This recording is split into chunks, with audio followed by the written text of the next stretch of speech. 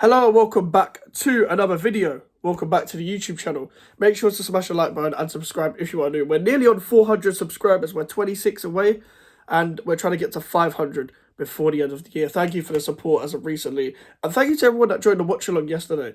The schedule of the channel might be different in a few weeks. So I'm probably going to upload and go live more on nights in UK time. Due to work and stuff. So the channel might change in the next couple of weeks in terms of schedule. Also, we've got the series coming up from last season, where if you guys were subscribed last season, you remember the West Ham Premier League Countdown series, or the Mike's Premier League Countdown series, where I talk about every Premier League team once a day on the 20 days leading up to the season. That is coming up very soon because we are nearly 20 days away from the Premier League starting. And we've got lots of content coming up. Let's get straight into this though. Gareth Southgate has left or been sacked or whatever from England. I think it was him leaving, wasn't it? Because he always said that he was going to leave if he didn't win the thing. And I don't think anyone thought he was going to win the thing. It's a very weird thing to say before a tournament. I don't think that had an effect. I just think England was shit, to be completely honest with you. A lot of the lineups, we talked about this the other day, a lot of the lineups were terrible. A lot of the players were terrible. The lack of changes, a lot of the talk in the media from the players and the manager from themselves was also terrible. The likes of Kyle Walker, who somehow has made it into UEFA's team of the tournament. He should probably make worst team of the tournament rather than best. He had one good game when I was against the Netherlands. Other than that, he was terrible in every other game. Literally terrible. Couldn't be asked to pass the ball. He literally, and people are going to be like, but what about the Denmark game where he went to the ball first? Bro, he was terrible for the rest of the game. The guy has lost all passing ability. I'm not saying he was an exceptional passer, but I'm talking basic stuff in terms of football. That's not necessarily on the manager itself. But what is on the manager is the continuation to play these sort of players and to pick these guys in the lineup. Big up Gay and Stones because they don't deserve this. They don't deserve the disappointment of the tournament. They did their job, and so did Ezri Konsa when he came in.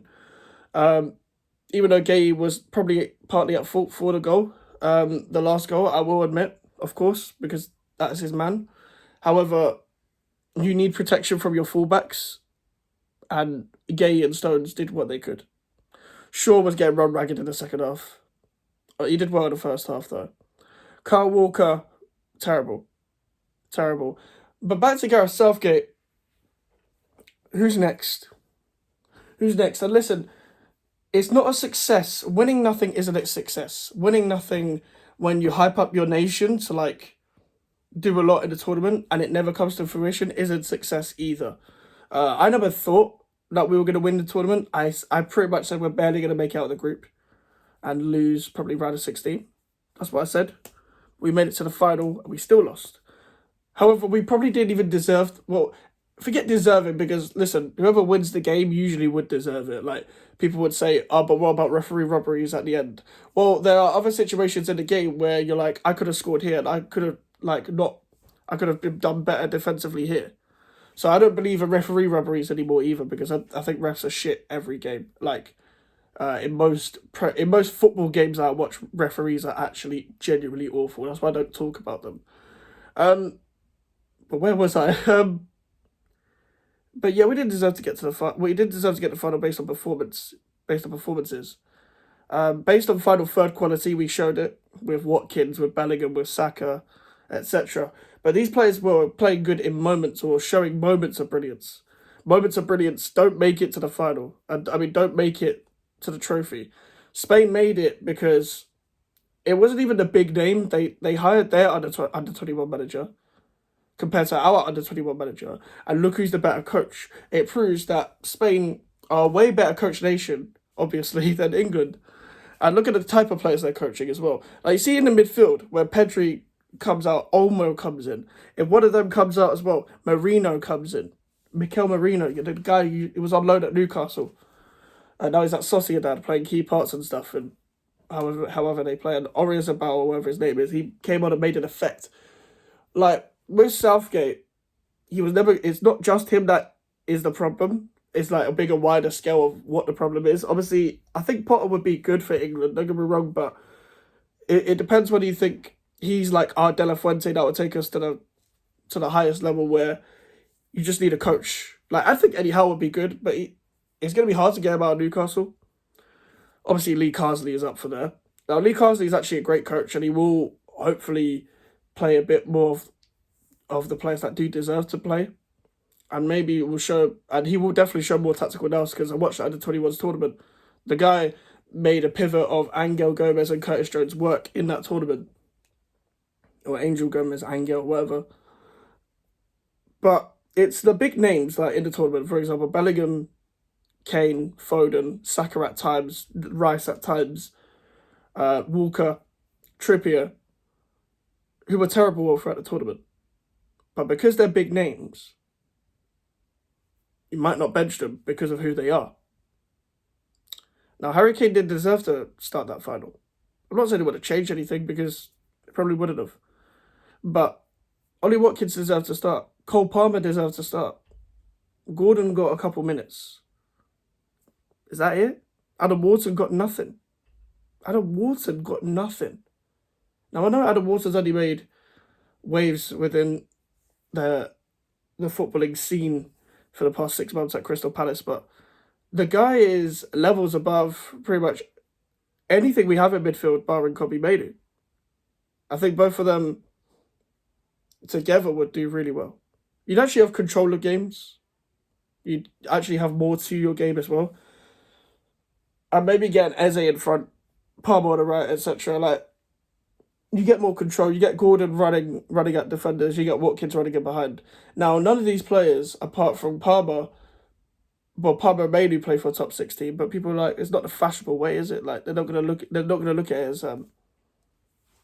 as the way because it's not fashionable. Because Saka plays for Arsenal and Bellingham plays for Real Madrid and Foden plays for Man City and Kane plays for Bayern. Listen, we need to move past just playing big names for the sake of it. Now, Foden and Saka were meant to be two key players within this tournament. Saka was better than Foden in this tournament, but Saka wasn't to his level either. Yeah, Phil Foden at times to play that position. Yeah, Saka was isolated at times, but you expect better from these certain individuals. Now, I believe that a manager and players can both be at fault. I don't know why people are looking at it as one or the other, especially Jamie Carragher, who's looking at it as just the players rather than a manager. But none of them were good enough. None of them were. They all played a part in not being good enough. I think Southgate did deserve to get into the Euros after not proving that in the 2022 World Cup. He can't get past a big nation. He never has. Now, with Germany, that was a Germany falling off. That was a Germany that should have scored with Thomas Müller as well. And Joachim Low literally left in that tournament. Germany have been spiralling ever since. So it's not really an achievement to beat them. And we're not counting Netherlands as a big tournament. Netherlands have won fuck all for how long as well, just like us. We're probably not even a big nation. We're probably not. We're only a big nation by name and by the Premier League. The Premier League probably paints us more as a big nation. But the Spains, the Frances, like, come on. Like, you couldn't even get past Croatia in the World Cup. Like, you would have lost in the final anyway, but England needs to prove that they need to get past, that they can get past big nations by trying something different. Now, people are going to be like, but you got you to a final. Well, Deschamps won the World Cup. He's not good enough either. Deschamps is not a good enough international manager either, and he won the World Cup. He's playing Rabiot over Camavinga. Even Mbappe was stinking it out in this tournament. Mbappe doesn't have to prove anything, in my opinion, but he was stinking it out. But if you look at England in general, you've got a good crop of players coming through. Mainoo, Palmer, Wharton. Gordon will make a name for it. Wharton, your career in England starts now. Your English career starts now. Mark Gay will have a lot of England caps. I think Tamori deserves a bit more justice. I think Konsa's proved that he can rise up to the role as well. John Stones, apart from the Denmark game, I'll say great tournament. Trippier needs to stop. The right back options need to be James and Trent. If James can stay fit. If not, then you call up Ben White. Ben White, James and Trent need to be the right back options. Tyrick Mitchell and Shaw probably the left back options. I don't rate Luke Shaw as much as other people do, but I believe Tyrick Mitchell deserves to be there. And I believe if Rico Henry can get fully fit, he deserves a shout as well. Ivan Toney, he may be 28, 29, but he can still have an England career. Maybe a Solanke can as well, and a Watkins can as well. Like, Pickford has done nothing wrong, but you got options there. You got Pickford. I'd say the best English keeper is probably Pickford, Ramsdale. Not in any order, by the way. Pickford, Ramsdale, Pope, and Johnstone. Sam Johnston is actually quite underrated in my opinion. I don't even know who was called up as the third choice keeper. I know Ramsdale was there. I think it might have been Dean Henderson, but I don't rate Dean Henderson really. But these are a good crop of players that if you get the right coach that can handle media pressure, that can handle the pressure of benching big names and then sticking with his principles, then yeah, we'll be fine. But this is all ifs, buts, and maybes.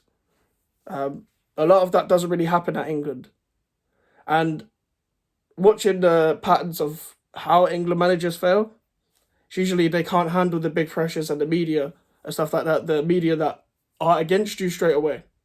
The media are going to be against any England manager that comes in straight away because the English media like to to suicide the whole thing. If I'm being completely real, and the media are a part of this as well, but they don't really give a shit. You got to have that as a barrier and move past that as well because Spain, their media is mad. Italy's media is mad as well. Even the Dutch media is quite mad. So we all kind of suffer with it. The Belgian media is a bit mad as well. So it's not really an excuse. You got to use that as a barrier to just motivate yourself. Now, my thing is with Lee Carsley, for example, if he was to come in, will he handle, the big egos, and have the respect of the leaders and the big names? And can he handle benching players for the young players coming through? Because I believe he might try the younger players. And listen, Foden and Saka are young. But I mean the less experienced sort of players. Foden and Saka are quite experienced players now. They played in the first team for a very long time now. Like 3 or 4 seasons each. So is Declan Rice. A big questions probably need to be asked about the big names that I've been going on about throughout this video. I think Walker needs to retire from international football. I don't think he will. But I think he needs to. That was an awful showing. And you're going to see him probably play barely any games next season for Manchester City. But then again, Manchester City might not actually sign anyone. So we'll see what happens. And we can finally move on to club football. Now, I will have any live streams if there's any West Ham news that comes out. But for now, I'm going to love you and leave you. Make sure to like the video. Make sure to subscribe if you are new. The social medias are in the description if you want to follow me. And the email for the inquiries, GVO Mics on all platforms. And yeah, I'll see you guys later. Goodbye.